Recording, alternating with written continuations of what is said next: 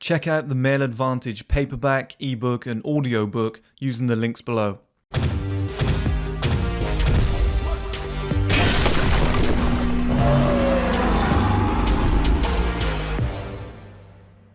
Okay guys, very important video this one. I've been asked this question a million times, in the Q&A as well. I was looking through today, I've written down a whole bunch of questions for that. But in the Q&A, people are asking this all the time. It's probably the one question that I've seen pop up, most frequently over like the last 2 years. People always asking me, Chris, what business should I start? And, people always want actionable kind of advice from people like myself who are in this space. And they're like, okay, you're telling us to be successful to do it, but how the fuck do we do it? You're telling us to if you can, try and start your own way of making money outside of a 9-to-5 job. How do we do it? Okay. And very few people can back it up.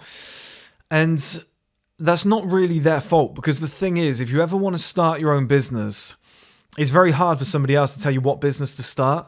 I could easily say to you, I'll go start this business, go start that business. But there's some caveats that need to be involved in this, okay? So number one, you need to find your purpose. You need to find something you actually enjoy, okay? If you find a business, if you try and start a business and you don't enjoy it, it doesn't really have your purpose, behind it. You're not passionate about it. You don't wake up each day and you're like, I need to solve this. You're going to quit. You're going to quit when the going gets tough. You're going to give up on those days where things are really difficult. You're going to kick your feet up and be like, oh, I can't be bothered. This business is stressing me out. It becomes a job. That's the last thing you want, is for it to become a job. I'm very careful with my business, what I do.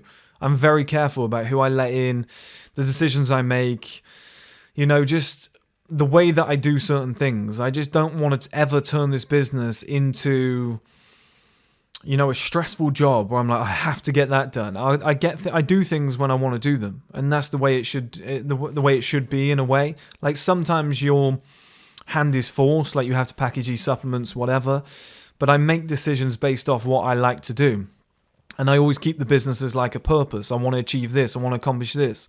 I always remember my ethos of pushing men forwards, being the bridge between who men are right now and who they want to become. I always remember that, and I try and embody that as much as I can.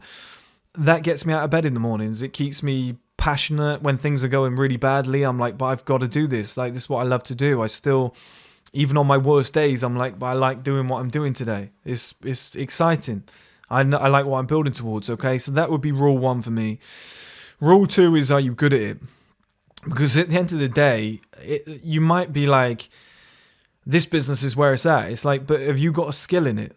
I do this business because I can talk very well. I'm very creative. I seem to come up with a lot of ideas when it comes to men's self-improvement, men's lifestyle, whatnot. I've got, you should see the ideas I have for my streaming platform. I've got it in my phone, in my notes section. There might be 350 video ideas, series, documentaries, etc. crammed in there that I'm going to do at a certain point. I just happen to have a gift for whatever this industry is. I just seem to know what men want. I seem to have a gift for creating products that seem to resonate with men. I seem to have a keen eye for it and, a decent mind for this sort of thing. So it's this industry suits me. I have a passion for it. That's 2 check boxes right there. Now the third one, and one that a lot of people forget, is, does your industry make money? So when people say to me, I'm going to start a business, okay, sure, what is it? And when they tell me what it is, and I'm already thinking in my head, that's doomed. You're going to fail. It's not going to work. Now I don't tell them that, because I think everybody needs to learn their mistakes along the way, okay? And they won't listen to you. They'll think you're just being a hater anyway, right? But if you're going to start a cupcake business, and I often use this example, and I've got nothing against cupcakes or anybody going into that business, but historically, not many people have become multimillionaires off cupcakes, okay? Which, fair enough, not everybody wants to be a multimillionaire, but it's better to be in the industry where the average income is massively higher, right? Because it doesn't make sense. If there's 2,000 of you all competing in the same area to make cupcakes and try and get customers, and there's a population of 40,000 people and not everybody eats cupcakes, the chances of you succeeding are already thin. It's the area that I grew up in, that I'm in right now, okay, that I came back to.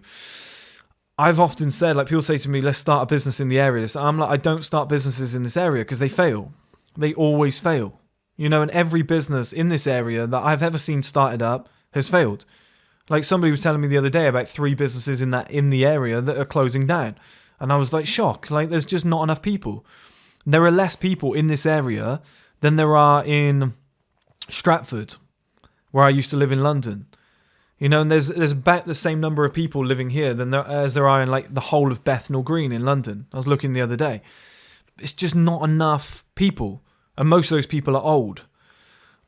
Do you know what I mean? Like what I'm getting at here is your positioning is wrong. Based on the business that you choose, you can be fucked from day one. Like the industry that I'm in is lifestyle, okay? Within this lifestyle, I've decided to do supplements. Massive, massive profitable industry. I've decided to do men's clothing. Enormously profitable industry. I'm going to do skincare. Massively profitable and growing industry in the men's industry. Men's hygiene, body wash, all that stuff. Enormous. Makes millions every single year. Hundreds of millions. Media, like entertainment, films, series, whatever. $1 billion industry. Do you see what I mean, guys? Everything that I've picked, even if you fail, is going to make you like 100,000 per year from those like 4 industries. I could fuck up, get it terribly wrong, and still make like $500,000 a year. Like because of the industries that I've chosen. Like position yourself first. Like put yourself in the middle of the highway. Not the fucking silent lane. You know, not the cul-de-sac or something like that. Not the dead end. Like put yourself in the middle of the motorway or the highway. Like find the fastest possible roads. Like the best, widest, most expensive fucking one. Because this is what people do wrong. I'm going to create an app which is, you know, it tracks people's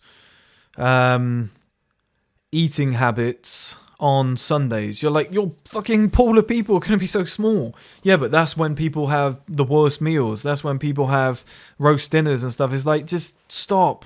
Just stop. Just pick an actual decent industry that isn't doomed to fail from the start. People who like come up with these little gadgets and they're like, I had this one problem and I fixed it with this little gadget. And you're like, yeah, but how many people are actually using that? You know, it's for stamp collectors. Okay, well, how many stamp collectors are there in the world? You know, in your area? Like, these are the I'm not shitting on stamp collecting there. There's probably a fucking load of them. But it's like, you know, people will say stuff like, I'm going to get into stamp collecting for kids. Like, I'm going to get kids into stamp collecting and train watching. So they won't do it, mate. They just won't do it anymore. You know, kids are playing video games. You cannot compete with fucking Call of Duty if you're trying to get kids into stamp collecting and you're like, I'm going to create an app and we're going to sell advertising. It's probably doomed. It's not going to work from the start. Like, that for me is the most important part of business, is being like, what the fuck is the idea? What's the size of the audience? And how big's the industry in terms of profit? Like, people say competitors, whatever. Competitors don't matter too much, because if the industry has billions available, it's like, for example, crypto. Like, how many coins are popping up all the time? Like, if you created a DeFi coin tomorrow, or like machine learning or something like that, you know, you got into, you know, machine learning, you got into AI intelligence, you know, you got into like crypto predictive behavior and stuff like that. Or you got into DeFi. Like, so much fucking money coming into that industry, and DeFi is going to be trillions. It's like, even if you fuck up and fail, probably going to walk away with a decent amount of money if you've got a decent team involved, okay? It's going to rise at some point. You could cash out, like, whatever, right? There's certain industries that are just doomed to fail, and there's certain industries that, even if they do fail, you do all right. You do okay out of it. And that's probably my biggest tip, guys, okay? So, number one, you've got to love it. You've got to have a purpose for it. I can't just say to you, oh, I'll tell you what's a good industry to start. I could say this, okay, and it could work, but you've got to find that industry yourself. You've got to have a passion. You've got to have a purpose. You've got to actually want to get out of bed in the morning and solve problems, because people see entrepreneurship as like, we're going to be on yachts, we're going to be in cars. I promise you guys, my life is going to change probably this year going forwards. But if you look back at like the last 8-9 years of entrepreneurship, it's boring. It's shit. There's 90% of my days are just sat like in an office, just editing, just going through comments, which I actually like doing, to be fair. But, you know, but that's what I mean. That's my passion. I actually like doing it. Even the boring stuff is fun. I go through like emails. I I don't like packaging supplements and shit like that, though. That bores the fuck out of me. So I've outsourced it and given it to someone else.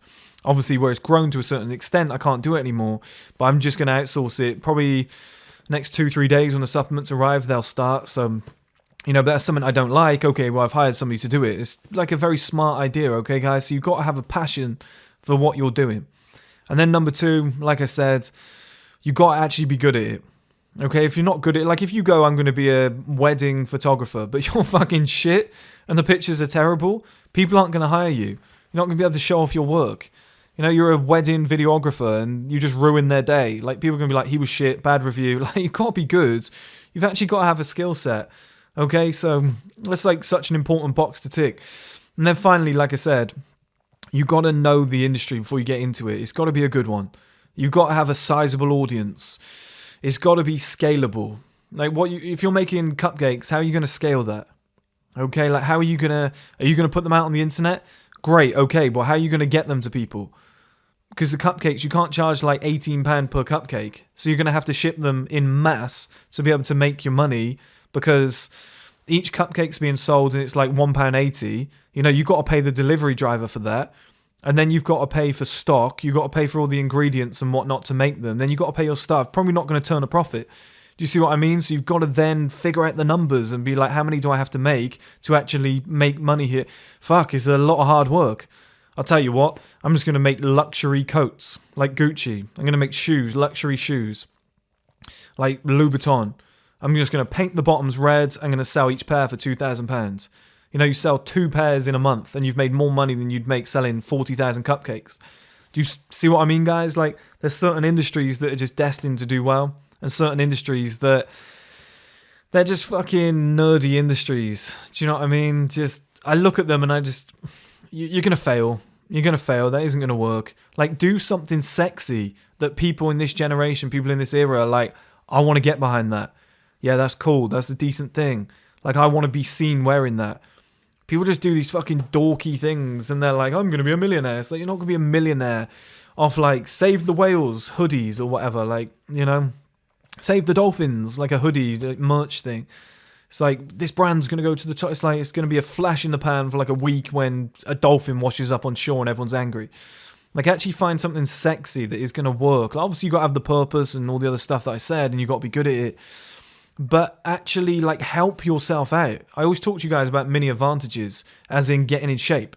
Like, you get in shape, you get rich, it's a mini advantage. More women want you, your life's easier, it gets better. It's the same in business. Go into an industry that gives you a mini advantage. It's not an uphill struggle. Oh, I'm going to start my own marketing company. Okay, I've got 12 clients. They're calling me all the time. Where's my project? The deadline's coming. And you're sat at your desk going, fuck, and it's like you've got a boss. You're stressed out. I didn't align myself like that. I align myself in an industry where I'm the boss. I get to do whatever the fuck I want to do every day. I can wake up each day and go, Tommy Shelby, season 6, body language analysis. Let's just analyze that cunt's body language in those 2 scenes. That was fucking amazing, which I'm actually planning to do, guys. If somebody can find that clip for me in HD, please send it through. Like when he goes into the bar and then they have the meeting upstairs. One of the best body language clips of all time, and I want to take advantage of it now while it's fresh, like while Peaky Blinders is on. I think it would probably get like 1 million views.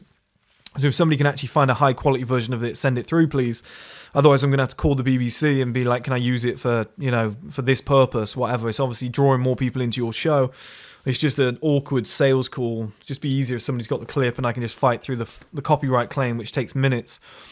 But yeah, just align yourself properly, guys. Okay, just stop going into stupid fucking industries from day dot.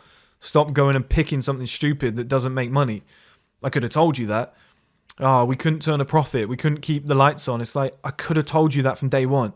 You live in a town with a population of 10,000 people. What, you thought people were going to be in this restaurant every single fucking night? Like, divide it down. How many of those people are kids? They don't have money. Okay, how many people are ill or too old? Whatever, let's take a small group out. So you're now working with like 6,500 people. Okay, who's to say they're going to use just your restaurant? Every single night of the week, you're going to have at least 40, 50 people coming through that door, paying for your food. Like, yeah, really? You think there's enough people? They're not going to be busy? What happens if it's cold weather and people don't want to go out? You know, at the end of the month when people don't have money. You know, midway through the month to the end of the month, people don't have money. They're not going out as much. There's so many like audibles. It's like, just don't be affected by that. I'm in an industry and I sell products where, you know, apart from the clothing, although people, you know, it can still work, but people will buy stuff year round. Like, the reason I've made men's boxers is because they are recession proof and they are COVID proof, you know, and economy proof. What do people always need? Boxers. And if you've got a pair of boxers that are comfortable, you're going to keep buying them, aren't you? Like, people go on holiday, oh, I need a fresh pair of boxers. I need some new pairs. They're what's called inelastic products, that they just constantly are in use. Boxers, socks. Like, what are you going to do? Be like, I'm never going to buy socks, boxers, or shoes. Like, certain things are just always purchasable. It's almost like in the fitness industry, creatine. Everyone's like, do you take creatine? Oh, of course. What else do you take? It's almost like the platform. So I want to get into the creatine game at some point as well. It's just smart business, guys, from the start. You're just picking things that you know are going to work. Before you even go into it, you're like, of course it's going to work. Like, it's here, it's got the audience, it's proven. Like, they're just safe bets. You can, like, take a risk in the future, whatever, if you want to, but just stop fucking up from day one. I see people start the stupidest businesses and then they'll complain about something like, oh, we made mistakes here. That it's like, you just made mistakes from day dot. I could have told you it was going to fail. Okay, guys, so just switch your brains on. Use those 3 pieces of advice, okay? Combine the 3 together. If you can find something you're good at, that you actually love and you have a purpose in, and the industry makes a lot of money and it's got a decent-sized audience, you know, within it, pick that. Go after that, because I guarantee your success rate goes up by about 60-70%, okay, guys? Check out the Male Advantage paperback, ebook, and audiobook using the links below.